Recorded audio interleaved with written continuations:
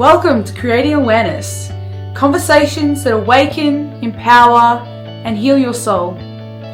I'm Sarah, and this space is for the deep thinkers, the soul seekers, and the cycle breakers. Each episode will explore real stories, powerful insights, and transformative tools to help you return home to yourself. From trauma to self-love, shadow work to soul purpose, here we go beyond the surface together. Welcome to Creating Awareness, Louise. It's so exciting to have you on board. I can't believe that you said yes. I was so excited. Thank you for inviting me. It's really awesome. It's like a privilege to be on a podcast. Oh, I love that. I love that I've been able to bring this to people because it's the conversations that we've been having have been really profound, and I could see your passion and excitement and your creative ideas of, how can I make this really accessible for people? And I just saw the passion. I was like, I need to get you on this podcast because people are going to absolutely love it. I'm also constantly recommending you to people. So I'm like, maybe if they see you on the podcast, they might actually book in. Thank you. That's so kind of you. Yeah. I think word of mouth is the greatest compliment that there is, really. Yeah, I agree. When someone experiences the way that you work and they're like, oh, okay, people need to know about this because it's so much more powerful than, advertising in the literal sense. It's the most powerful form of advertising, I think, when you've made an impact on someone. Well, I know for me personally, if somebody recommends something and it's someone I trust and care about, you're more likely to go, oh yeah, okay, well, give that a go than I've posted in Gal Pals and things like that, and strangers might recommend, and it's still good because if you get like 5 say the same one, then you know that that's probably legit. But when somebody you know recommends, and it was somebody close to me that recommended you, and I was like, oh, well, yeah, I'm always looking for ways to better my health. And because I was going through such a lot of stuff with my endometriosis and stuff, I really didn't want to go down the mainstream route. And you just were able to hold space and just sort of see me in that way that it's okay. And here's an idea. Let's try this. Let's give this a go. And it's been such a fun journey. And I actually just enjoy catching up with you. You have a beautiful energy. We always laugh. Always laughter. And I think you make a really interesting point there that mainstream medicine and naturopathy don't have to be separate. They can coexist and complement each other. And I think that's really, really important, that you can actually improve your outcomes in the medical system if you incorporate some holistic naturopathy approaches as well. Well, I've really noticed that for myself because I never knew about any of this stuff till maybe 3 or 4 years ago, where I was like, what's a naturopath? What are you talking about? That sounds a bit weird. And then to experience it, it's like, it just makes sense. Like for me, it just all clicked when I really kind of looked into it or people were explaining it to me. It's like, duh, why aren't we exposed to this sort of thing, right? It's amazing how many people still don't know what a naturopath is or what a naturopath does, or has maybe slightly outdated or incorrect opinion about what a naturopath does. But really, we're evidence-based practitioners. We have, on one hand, deep traditional knowledge that's been passed down through thousands of years, and now we have the modern science to back that up as well, and bringing them both together is a really beautiful unity, really. And doctors and naturopaths used to be the same person, and it wasn't only maybe 170 years ago that path diverged. Why do you think that happened? I don't know. It was really the evolution of pharmaceutical medication, and then really just a school of thought trying to reduce everything down to the lowest common denominator. And that's why in the medical model, really, you have things like a cardiac specialist who just deals with the heart, or they might specialize in just in the lungs, or just in cancer, or we isolate things, and often I see that people will go to the doctor and they say, I'm experiencing this symptom, so just that symptom gets looked at, not all the other things that are contributing to it. Nothing is ever random and nothing's ever in isolation. Your body doesn't work like that. Your body is a whole synergistic being. Every cellular process is Okay. related to another cellular process. Yeah. And if there's an obstacle in the way, then it's going to impact more than just one Just makes thing. sense, really. Yeah, it does make we're sense. a holistic being. We're not. Yeah. Yeah, we're not an isolated. And so really, you do see that we try and reduce things in the medical model to the lowest common denominator, and they do the same, because science is really interested in herbal medicine, Okay. and a lot of drugs Yeah. come They start from that, don't they they? start from herbal medicine. Yeah, true. But science goes, what is the constituent in that herb that is doing the work? And we try and isolate that and just get that constituent to do the work. But the amazing and terrifying thing about science is that science can't explain the synergistic impact of the sum of all parts, right. of all of the constituents in the herbal medicine. Wow. So isolating things doesn't necessarily equal better. Yeah. I remember a nutritionist, so nutritional medicine practitioner, so kind of like a naturopath but without the herbal medicine side, Okay. having a bit of a rant one day about all these people drinking ceremonial grade cacao to increase their iron and magnesium, Okay. and that it wasn't a therapeutic dose and it wasn't going to do anything, etc. But I'm like, yeah, but it's not just iron in the cacao, and it's not just magnesium in the cacao. There's a whole bunch of associated minerals and other parts to that plant that make it do what it does. Okay. Yeah, it's not. Interesting. So you could see someone taking a high dose iron supplement and it will do nothing for them. Yeah. And there's lots of reasons for that, but part of that is that it's iron in itself needs other things to work. I know when we've been talking, we've had the conversation about, you can have that, but if you don't have, like, say, magnesium with it or something, it won't work because it needs a fat to absorb, or things go with things, and it's not just this one thing's going to do this one thing necessarily. I know, newsflash, there's no magic pill. Damn, we've been tricked. There's no singular solution. And that's why, I guess, when I see a lot of people, right, they've been to the doctor many, many times, or they might have seen other practitioners. They may even have seen another naturopath. Okay.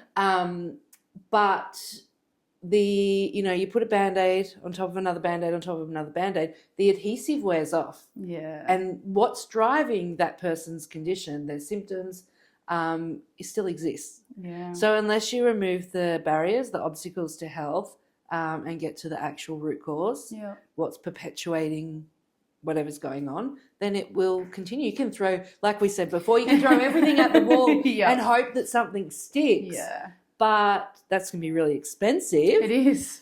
And it's not going to solve your problem. It's also, people aren't patient enough, so they're just going to give up, because it's like, oh, okay, well, we could try all these herbs because I think it might be this. But you try it, it's not working. You try it, it's not working, and then they put it back on you. Oh, well, it's not working, and it's like, well, we could find out what's actually going on, get to the root cause, and then I'll actually give you what you need rather than guessing. Yeah, and that's the test not guess kind of situation. And I think certainly clinical questioning that is a test, really. Exactly, yeah. And you will garner a lot of information from doing that. But sometimes you need to go deeper. Yeah. And even looking at pathology. I certainly look at pathology with very different eyes to what maybe your local GP does. Yeah. We often talk about, vitamin D is a really good one. Yeah. If your vitamin D is 49, you're deficient, but if it's 50, it's okay. Right? Yeah. Wow, really? And because that's the acceptable range limit. Okay. But when we look at optimal functioning, it really needs to be like 120. To 150. So 50 is okay, but you're still actually really deficient. You're not considered deficient. Yeah, you are. You're not. So optimal is very different to fitting into the range. Yeah, and okay. Often the ranges are based on people who are having testing, and the people who are having testing are an unhealthy cohort. Right. They've got stuff going on. Yeah. Another good one is thyroid testing. Okay. Often just the thyroid stimulating hormone will be tested and not the other thyroid hormones or the antibodies. So I've actually picked up, even just in the last 12 months, probably 20 autoimmune thyroid conditions Whoa. by doing a complete Like looking thyroid at it properly.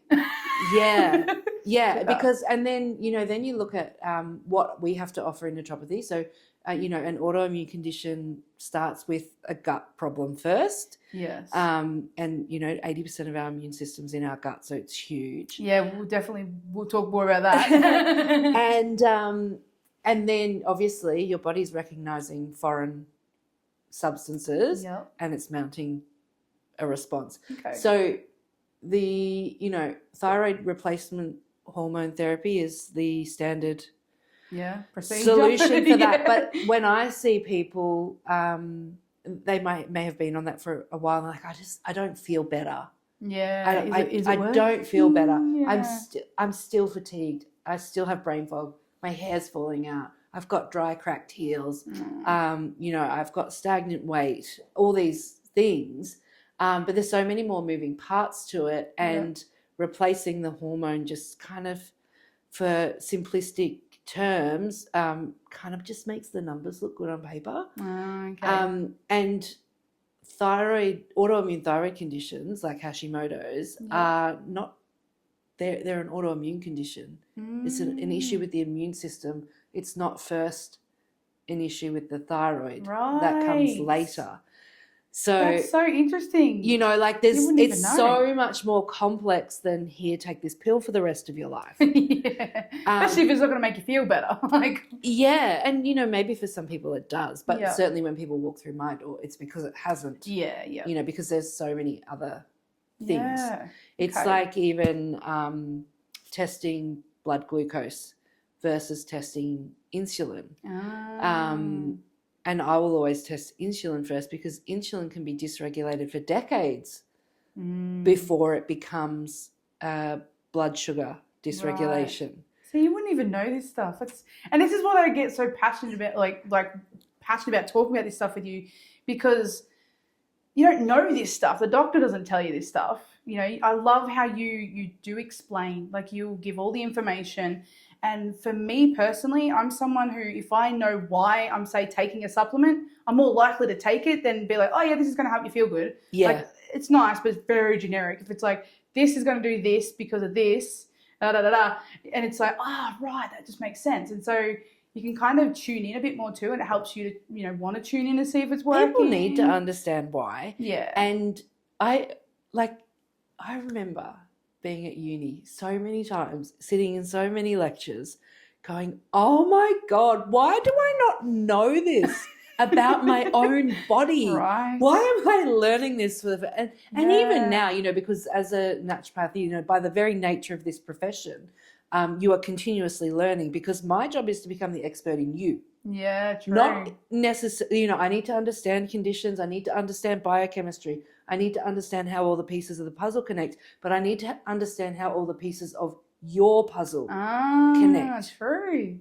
Because you mentioned endometriosis before. There's some commonalities in people who have endometriosis, but no one is you. Yeah, well, that's so true. And this is why, solutions need to be tailored to you. Yeah. Not just, everyone with endometriosis should just do this. Yeah. Because it won't work. Well, because there's so many other things. Like, it could be endometriosis in line with trauma. It could be endometriosis in line with vitamin D or thyroid, or there's so many other links there could be that just. But even the microbial species living in your gut, true. They're not going to be the same as the next person. Yeah, true. Or the next person. Yeah. So what's perpetuating, what's creating endotoxins that's traveling through your intestinal lumen and your body's mounting inflammatory responses is different to the next person.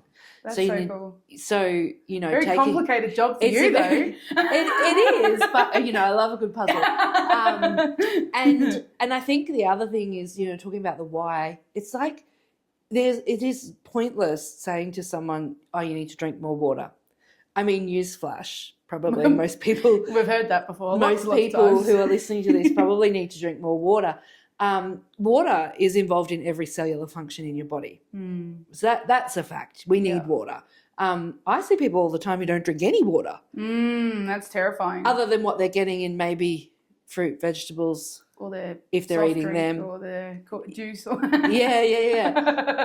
which is minimal. And But it's no good saying to someone, you know, you can't just write on someone's treatment plan, drink more water. It needs to be why you need to drink more water. Inspire them. How it will benefit you. Yeah. How to drink more water. What is the best way? True. What is the best way to drink water? It's actually a good point, because it's like some people are okay and they guzzle a bunch of water. Yeah, and it's like, I'm just going to down a litre of water. And that's not good at all. Oh, but now, Louise, I feel bloated and I feel nauseous. Or they'll drink copious amounts of water when they're eating because they're struggling with digestion. Yeah. So they just, you know, pound more water in, and then you exacerbate the problem and dilute digestive enzymes. So again, even drinking water, something so common, something that we should all be doing. It's not as easy as just saying drink more water. Yeah, you have to understand what obstacles are in the way of that person drinking more water. Yeah, well, this is it. Get curious, ask some questions, and go, what is it about water you don't like? What makes you not drink it? Do you never brought up knowing that was the thing to do, or do you not like the taste, or do you? Or we're drinking herbal tea. Exactly. That's a valid way to drink water. Yeah. Coke? No, not so much. Because of the sugar. And understanding, like, you know, I drink coffee, but also that's dehydrating. Right, so it's got to count. You know, so you have to understand all the things about a person and then break it down to give them instructions that are relatable, understandable, and that they can implement. And even though change, it doesn't matter if it's drink more water. Or take your vitamins in the morning, Sarah. Every day. You know, even something that sounds as simple as that can be profoundly difficult for some people, and that's not right or wrong, and no one should feel bad for that. Yeah. Change is really hard, and it actually, you have to use units of energy from your cells to make change. Yeah. You know, it requires effort. It does. Actual output, effort. So that first step of, hey, if we can just add more water into your body, you're going to feel better. If they're drinking no water, they're not going to drink 2.5 litres tomorrow, right? It needs to be, okay, today you drank no water. Tomorrow you need to drink a glass. Yeah, baby steps. And then you need to repeat that. Yeah. And you need to repeat it. And then you need to add another one and add another one. And then you might miss a day, and you need to be gentle and kind with yourself. And, you know, this kind of process is for anything. Taking your supplements or your herbs, adding in the water, or making a dietary change, you know, whatever it is, meditating, breathing, all those things, you have to be gentle and kind. I think that's what I have loved so far about working with you too, because I'm obviously doing, and a lot of these guys know, the no sugar, no gluten, no dairy as requested, because it's best for us at the moment while working on our gut health. And I've noticed that whenever I've had a slip up, the guilt and the shame isn't there, whereas before I felt a lot of like guilt and shame. We step outside the framework and then we just step right back in. Reframe. That's why, that's why the guilt and shame's not there. I've probably said to you before, but I don't ever give people a meal plan or a diet plan. For me personally, I've been given plenty in the past, and I find them overwhelming. They don't work. They're hard to stick to. They feel restrictive and like claustrophobic, it's almost like a chore, and it becomes mundane, and there's a lot of dread around it. So I tend to go, these are the things I want you to focus on eating. These things don't eat. These things not great right now. They can come back later. Yeah. And it makes it so much easier to go, I can eat all these things. Yeah, I get to rather than I can't. I get to eat all these things. Don't worry about, because the list of what you can't eat is so much smaller than the list of what you can eat. That research, right? I'm going to make sure I put lots and lots and lots of good stuff. And different people respond to it in different ways. And I am always very curious as to how people respond to it. And I've got one person who emailed me and said, I have been to so many like dietitians and, you know, other practitioners, and honestly, I get it. This makes sense. I finally get it. I know what I need to do, and I understand. and it feels easy. How empowering is that? And I'm like, yes, that's the point. Yes. And, and then this person's like, puts all their information into ChatGPT or something and, says, make me some lunch ideas. Yeah, or true. make me some dinner ideas. And then someone else I've come across who never cooked anything except for if it was in a jar. Yeah. Like jar sauces and things like that. They got really curious and they treated themselves to some beautiful cookbooks. Aww. And so they've been going on a journey of learning to cook from scratch and bringing their whole family with them. How cool is that? And the feedback is that, they're loving it. They're loving trying new things and have discovered how good food can taste. Because food's amazing, right? Right. And this is the thing. It's always felt like, you're naughty if you love your food. And especially for me, for sweets. I know the first time I tried this, I was like, I struggled so hard not having that sugary thing. And this time I found myself excited and like challenge accepted that I'm going to find some sweet things that I can have that are all natural. And even last night I was so excited. I got a tin of coconut milk. I got a bit of date syrup. What else was there? I think it might have been a bit of cocoa. Blended it up, put it in like those icy pole molds and made myself chocolate ice creams. And they were really good. My partner was like, this tastes like yogo. Oh, yogo. I remember yogo. He was so excited. He's like, this actually tastes good. Because so far, I've been like, hey, taste this, babe. And he's like, no, I'm good. I'll stick to what I'm having. But I found something that doesn't have the refined sugars, that doesn't have all the millions of chemicals and preservatives that tastes good. Yeah, and even when you talk about, it depends on the person, the situation, and what's going on in their body, right?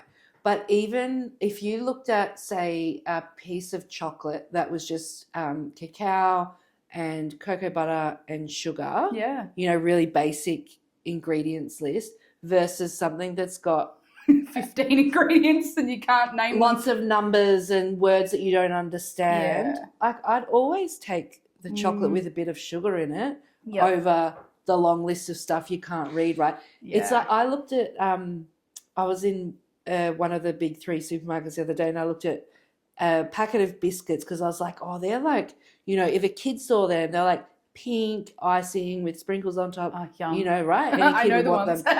And I looked at the ingredients and I was like, this is literally inflammation with sprinkles on top. Yeah.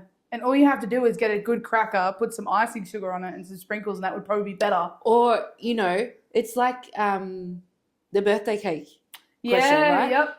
A birthday cake made at home with butter and sugar and eggs and flour and cocoa versus your bought cake with 6319543 and vegetable oils and all those things that keep it on the shelf for weeks and weeks at a time. True. You take the butter, eggs, sugar, milk situation, and it's over so that. good to feel empowered knowing that, because when you hear don't have sugar, you go, oh, okay, well I can't have anything that has the word sugar in it ever. And it just feels very like, well, everything has the word sugar in it. And then that's half the time they don't tell you what the sugar actually is. Yeah. It could be not sugar. It could just be it's got sugar because it has a strawberry in it. I don't know. But to know that, it's the trying to stick to whole foods. It's trying to stick to ingredients you can at least know what's in it. Yeah. And that kind of thing. It's so empowering because it is. It's so daunting having to do everything you've ever been taught, all you've ever known. Yeah. So it's so empowering to know that, you can do this and you're not restricted. And I think people can do it. They just need to, first they need to feel worthy that they deserve to feel better. Always comes back to that. You have to believe that you deserve to feel better. And you also have to believe that, if you're not feeling your best self, it's no one's fault. It's not your fault. It is what it is. You did what you did to survive. Yeah. And, maybe that involves some emotional eating. Maybe that involves some bad choices. Whatever. They were the choices that you made at the time. It is what it is. And I have one rule, and that is like you walk through that door and there's no more guilt, no more shame, no more blame, no would have, could have, should have. Like you're here now. Yep. We're here to make a better choice and we're here to move forward. Oh, I love that so much. And because I think there is, you look at this social media and whatever, and there's all this like perfection everywhere. You know, these perfect lives and my day on a plate. Like, honestly, Yeah. I don't know anyone who lives like that. I don't know who